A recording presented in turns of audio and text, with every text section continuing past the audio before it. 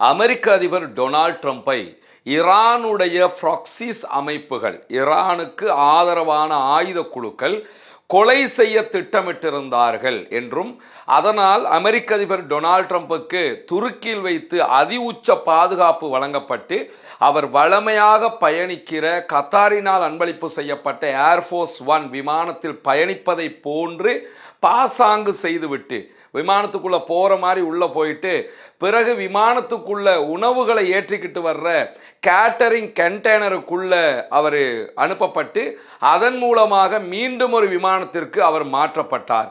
அந்த விமானத்தில் தான் அவர் பிரித்தானியாவுக்கு போய் இறங்குறாரு. இந்த சம்பவங்கள் எல்லாம் நடைபெற்று இன்றைக்கு ஒரு 20 நாட்கள் தாண்டி விட்டது. ஈரான் தன்னை தாக்கக்கூடும் என்பதற்காக அமெரிக்க அதிபர் டொனால்ட் ட்ரம்ப் ஒரு கேட்டரிங் கண்டெய்னருக்குள்ள ஒலிக்க வேண்டிய ஒரு நிலை உருவாகி இருந்தது. இது தொடர்பாக நேற்றைய நாளே நம்ம ஒரு விரிவான வீடியோவை வெளியிட்டிருந்தோம், என்ன நடந்தது என்பதை. அதற்கு பிறகு நேற்றைய இரவு வீடியோவிலையும் இது தொடர்பான செய்திகளை நம்ம சொல்லி இருந்தோம். இந்த நிலையில தான் இந்த விவகாரம் தொடர்பாக துருக்கியினுடைய நிலைப்பாடு என்ன, தன்னுடைய நாட்டுக்குள்ள நடைபெற்ற ஒரு சம்பவம் இது.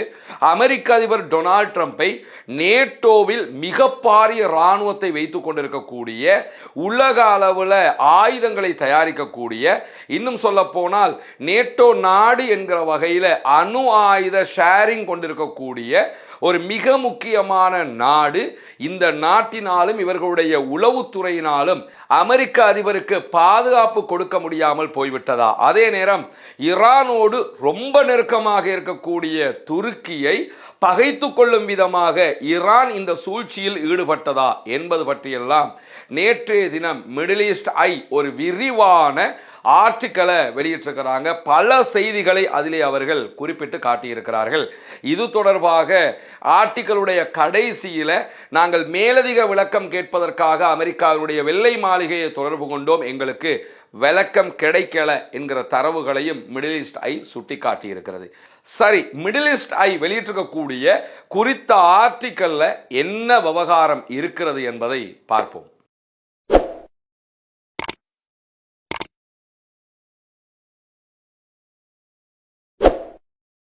அன்பிற்கினிய சகோதர சகோதரிகளை, நம் அனைவர் மீதும் ஏக இறைவனுடைய அமைதியும் கருணையும் உண்டாகட்டுமாக என்கிற உயரிய பிரார்த்தனைகளோடு, அமெரிக்க அதிபர் டொனால்ட் ட்ரம்பை கொல்வதற்கு ஈரானுடைய சகாக்கள் முயற்சி செய்தார்கள் என்றும், அந்த கொலை முயற்சி என்பது பாரிய ஏவுகணை தாக்குதலாக இல்லாமல் தோளிலே சுமந்து நின்று தாக்குதல் நடத்தக்கூடிய ஒரு விதமான தாக்குதலாகத்தான் திட்டமிடப்பட்டிருந்ததாகவும், இந்த தகவல் இஸ்ரேலுடைய மொசாத் உளவு பிரிவினூடாக அமெரிக்காவினுடைய உளவு பிரிவுக்கு செய்தியாக பரிமாற்றம் செய்யப்பட்டதாகவும், உடனடியாக ஜூலை மாதம் 20ஆம் தேதி துருக்கியில நேட்டோ மாநாட்டில் பங்கெடுத்திருந்த அமெரிக்க அதிபருக்கு இப்படி ஒரு அச்சுறுத்தல் இருக்கிறது என்கிற செய்திகளை அமெரிக்காவினுடைய உளவுத்துறை துருக்கியினுடைய உளவுத்துறைக்கு தகவலாக சொன்னதாகவும், அதன் பிறகுதான் உடனடியாக பாதுகாப்பு ஏற்பாடுகள் செய்யப்பட்டு கடைசியில அமெரிக்க அதிபர் டொனால்ட் ட்ரம்ப் ஒரு சாப்பாட்டு பாக்ஸுக்குள்ள ஒளிச்சு இன்னொரு ஃபிளைட்டுக்குள்ள மாற வேண்டிய நிர்பந்தம் ஏற்பட்டது என்பதும் தான் இப்பொழுது இருக்கக்கூடிய மிக முக்கியமான செய்தியாக இருக்கிறது. இந்த நிலையில மிடில் ஈஸ்ட் ஐ வெளியிட்டிருக்கக்கூடிய மேலதிக தரவுகள் பிரகாரம் சில விவகாரங்களை அவர்கள் சுட்டிக்காட்டுகிறார்கள். அங்காராவில் இருக்கக்கூடிய துருக்கியில நேட்டோ மாநாடு நடைபெற்ற மாநாட்டு அரங்கத்திற்கும் அங்க இருக்கக்கூடிய விமான நிலையத்துக்கும் இடையில எந்த தலைவர் விமான நிலையத்தில் வந்து இறங்கினாலும் அங்கிருந்து 10 நிமிடங்களுக்குள்ளாக மாநாட்டு நிகழ்வுக்கு போய் சேர்ந்துட முடியும். அதுக்கேற்ற மாதிரி தான் அந்த செட்டப் எல்லாம் அவங்க பண்ணி இருந்தாங்க. இன்னும் சொல்ல போனால் அங்காராவில் இருக்கக்கூடிய பொதுமக்கள் பயன்படுத்துகிற இடத்தை தவிர்த்து இராணுவ விமான நிலையத்தில் தான் இந்த ஏற்பாடுகளும் செய்யப்பட்டிருந்தது. ஆனால் இந்த விமான நிலையத்துக்கு இருக்கக்கூடிய ஒரு மைனஸாக என்ன சொல்லப்படுதுன்னு கேட்டா, விமான நிலையத்தை சுற்றி பொதுமக்கள் வாழக்கூடிய வாழ்விடங்கள், அபார்ட்மெண்ட்ஸ் நிறைய இருக்குது. இது எல்லாமே விமான நிலையத்திலிருந்து வெறும் 500 மீட்டர் தூரத்தில், 1/2 கிலோமீட்டர் தூரத்தில் தான் இருக்குது. எனவே ஏதோ ஒரு வீட்டுக்குள்ளே இருந்து கூட அமெரிக்க அதிபருடைய விமானத்தை நோக்கியோ அல்லது அவர் போகிற வாகனத்தை நோக்கியோ அட்டாக் பண்ண வாய்ப்பு இருக்கிறது. இந்த அடிப்படையில் தான் எங்களுக்கு தகவல் வந்திருக்குது, ஈரான் கண்டிப்பாக அமெரிக்க அதிபர் மேலே அட்டாக் பண்ண போறாங்க, எனவே பாதுகாப்பை பலப்படுத்துங்க, அவரை காப்பாத்துங்கன்னு சொல்லி துடிச்சு போயிட்டாங்களாம் இஸ்ரேலுடைய அதிகாரிகள். இந்த செய்திகளுக்கு மத்தியில தான் துருக்கி தற்போது சொல்லக்கூடிய செய்தி செய்தி என்னன்னு கேட்டா, இப்படி ஒரு உளவுத்துறை தகவலை இஸ்ரேல் திட்டமிட்டு கொடுத்தது. யதார்த்தத்தில் ஈரான் தாக்குதலுக்கு தயாராகவே இல்லை. ஈரானுடைய ப்ராக்சிஸ் அமைப்புகளும் அமெரிக்க அதிபர் டொனால்ட் ட்ரம்ப் மீது தாக்குதல் நடத்துவதற்கு எந்த முயற்சிகளையும் செய்யவே இல்லை. அமெரிக்காவை ஏமாற்றுவதற்காக, அமெரிக்க அதிபர் டொனால்ட் ட்ரம்பை திசை திருப்புவதற்காக இஸ்ரேலுடைய மொசாது செய்த ஒரு சூழ்ச்சிகரமான செயல்பாடு இது என்று சொல்லி இன்றைக்கு துருக்கியினுடைய அதிகாரிகள் இந்த செய்திகளை மொத்தமாக புறந்தள்ளி செய்திகளை வெளியிட்டிருக்கிறார்கள். என்ன காரணம், இஸ்ரேல் ஏன் இப்படி ஒரு சூழ்ச்சியை செய்தது என்பதையும் குறித்த மிடில் ஈஸ்ட் ஐனுடைய ஆர்டிக்கல் விரிவாகவே ஆராய்கிறது. அதாவது அமெரிக்காவுக்கும் ஈரானுக்கும் இடையில ஒரு மிகப்பெரிய வார் 40 நாட்கள் நடைபெற்றது நமக்கு தெரியும். அதற்கு பிறகு 12 நாட்கள் நடைபெற்றதெல்லாம் நமக்கு தெரியும். இந்த நிலையில அமெரிக்காவும் ஈரானும் ஒரு சமாதான உடன்படிக்கைக்கு நெருங்கி கொண்டிருந்தார்கள். குறிப்பாக ஹொர்முஸ் ஜலசந்தி தொடர்பான ஒரு சமாதான முடிவுக்கு தான் அவங்க நெருக்கமாகவே வந்து கொண்டிருந்தாங்க. இந்த தருணத்தில் ஹொர்முஸை அடிப்படையாக கொண்டு அமெரிக்கா ஈரானோடு ஒரு ஒப்பந்தம் செய்து கொண்டால் அது இஸ்ரேலுக்கு மிகப்பெரிய பின்னடைவாக அமைந்துவிடும். எப்படியாவது ஈரானுடனான சமாதான உடன்படிக்கை நடைபெறக்கூடாது என்பதில் இஸ்ரேல் ரொம்ப கவனமாக செயல்பட்டு வந்தது. ஏன்னா அந்த ஒப்பந்தத்தில் இருக்கக்கூடிய நிபந்தனைகள் எல்லாமே ஈரானுக்கு ரொம்ப பாசிட்டிவாக இருக்கிறது. ஈரானுடைய தடைகள் நீக்கப்படுவதாக இருக்கிறது. ஈரானுக்கு முதலீடுகள் வரும் வகையாக இருக்கிறது. ஈரானுக்கு நஷ்டஈடு தர்றோம் என்று அமெரிக்கா சொல்றதாக இருக்கிறது. எல்லாமே ஈரானுக்கு பாசிட்டிவாகவே இருக்கிறது. எனவே ஈரான் வார்லையும் ஜெயிச்சிருக்கிறாங்க, ராஜதந்திரத்திலையும் ஜெயிச்சிருவாங்க. இனிமே ஈரானை சொல்லி அமெரிக்காவை பயங்காட்டிக்கிட்டு நமக்கு லாபம் எடுக்க முடியாது என்று நினைத்த யூதர்கள் திட்டமிட்ட வகையில் இந்த செய்தியை பரப்புகிறார்கள்.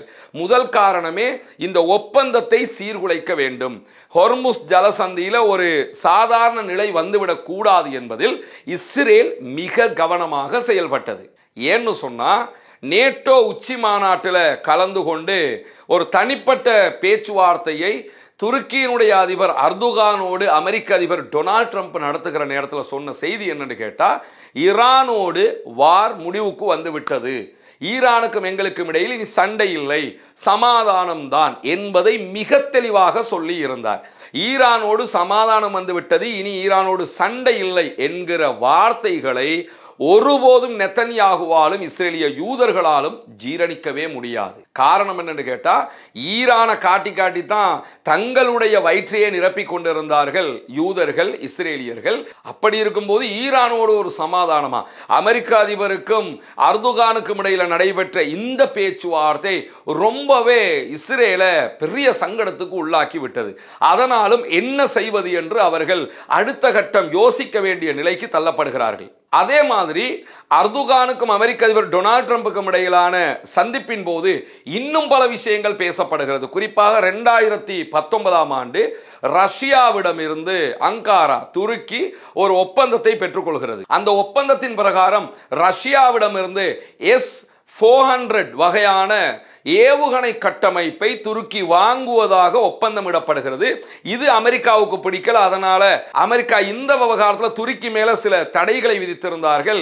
குறிப்பிட்ட சந்திப்புல அர்துகானும் அமெரிக்க அதிபர் டொனால்ட் ட்ரம்பும் பேசும்போது அந்த தடைகளையும் நாங்கள் நீக்குகிறோம் என்று சொன்னார் அமெரிக்க அதிபர் டொனால்ட் ட்ரம்ப். எனவே இது இரண்டாவது காரணம். மூன்றாவதாக நம்ம பார்த்தோம் சொன்னா, அதே சந்திப்புல அமெரிக்க அதிபர் டொனால்ட் ட்ரம்ப் F-35 விமானங்களை துருக்கிக்கு நாங்கள் விற்பனை செய்ய தயார் என்று அறிவித்திருந்தார். உலகத்தில் ஒரு 15 அல்லது 17 நாடுகள் தான் F-35 விமானங்களை வைத்துக் கொண்டிருக்கின்றன. அமெரிக்கா எந்த ஒரு நாடுகளுக்கும் இந்த விமானங்களை கொடுப்பதற்கு தயாரில்லை. குறிப்பாக அரபு நாடுகள் எவ்வளவு நட்பாக இருந்தாலும் அவங்களுக்கு அமெரிக்கா F-35 விமானங்களை இதுவரைக்கும் கொடுக்கல. F-15 வகையான விமானங்களை பஹ்ரைன் வச்சிருக்கிறாங்க, மற்ற நாடுகள்லாம் வச்சிருக்கிறாங்க. F-35 என்பது ரேடாரை தாண்டி மிக வேகமாக சென்று தாக்குதல் நடத்தக்கூடிய விமானங்கள். இது மத்திய கிழக்குல இஸ்ரேல்கிட்ட மட்டும்தான் இருக்குது. அதனாலதான் இஸ்ரேல் ராணுவ ஜாம்பவான் நாங்கள் என்று சொல்லிக் கொண்டிருக்கிறார்கள். அது அவங்க தயாரிப்பு இல்லை, அது அமெரிக்காவினுடைய தயாரிப்பு. ஆனாலும் அமெரிக்கா இஸ்ரேலுக்கு கொடுத்து வச்சிருக்குது. அதே விமானத்தை துருக்கிக்கும் தருவதாக அமெரிக்க அதிபர் அறிவிக்கிறார். இதை பெஞ்சமின் நெத்தன்யாகுவால பொறுத்து கொள்ளவே முடியவில்லை. எனவே ஒரு பக்கம் ஈரானோடு நட்பாகிறார்கள், ஈரானோடு சண்டை இல்லை, இனி சமாதானம் என்கிற இடத்திற்கு டொனால்ட் ட்ரம்ப் போயிட்டாரு. மறுபக்கமாக துருக்கியினுடைய அதிபர் அர்துகானோடு ரொம்ப நெருக்கமாயிட்டாரு, உறவு வலுப்படுத்தப்பட்டு கொண்டே வருகிறது, F-35 தர்றதாக சொல்லிட்டாரு. இது எல்லாமே அவர்களுக்கு பெருத்த தலையீடியாக மாறிவிட்டது. இப்படியான சூழல்ல தான் அமெரிக்க அதிபர் டொனால்ட் ட்ரம்பை எப்போதுமே இஸ்ரேல் பாதுகாக்க விரும்புகிறது. இஸ்ரேல்னா உங்களை பாதுகாக்கிறதுக்காகத்தான் நாங்களே இருக்கிறோம்ங்கிற விதமாக ஒரு பில்டப்பை காட்டி அமெரிக்க அதிபர் டொனால்ட் ட்ரம்பை ஏமாற்றம் அடைய செய்து ஈரானோடு இன்னும் ஒரு முறுகலை உண்டாக்கி மீண்டும் ஒரு சண்டைக்கு ஈரானோடு அமெரிக்காவை இழுத்து விடுவதற்காகத்தான் இந்த வேலை எல்லாத்தையுமே இஸ்ரேல் திட்டமிட்டது என்று சொல்லி துருக்கியினுடைய அதிகாரிகள் நம்ப தலைப்பட்டிருக்கிறார்கள்.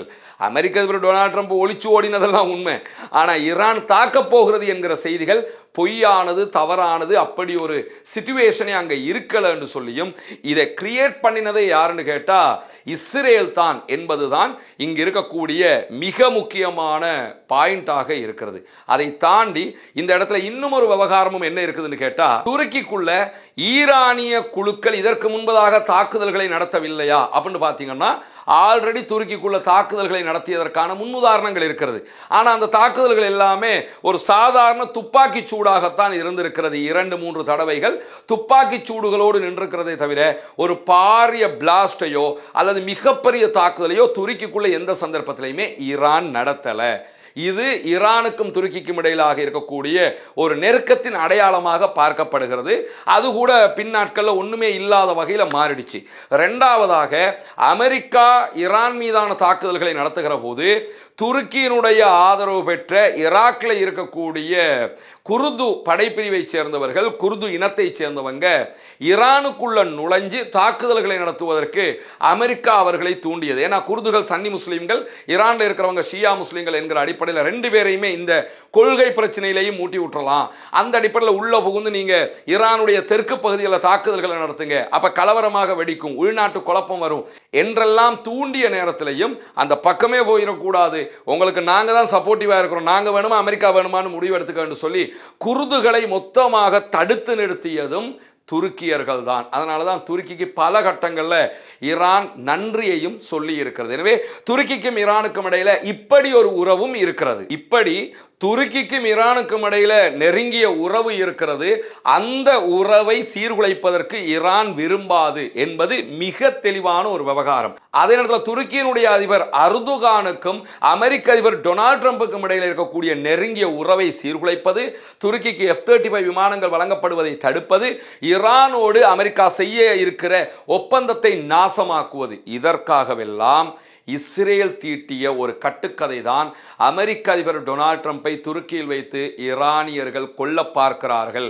எனவே அவரை பாதுகாக்க வேண்டும், நாங்க தான் அவரை பாதுகாக்கிறதுக்கு ரெடியா இருக்கிறோம் என்கிற அடிப்படையில் இந்த மாதிரியான ஒரு கதையை உண்டாக்கி கடைசியில அமெரிக்க அதிபர் டொனால்ட் ட்ரம்ப் வேறொரு விமானத்தில் போக வேண்டிய நிலை உருவாகியது.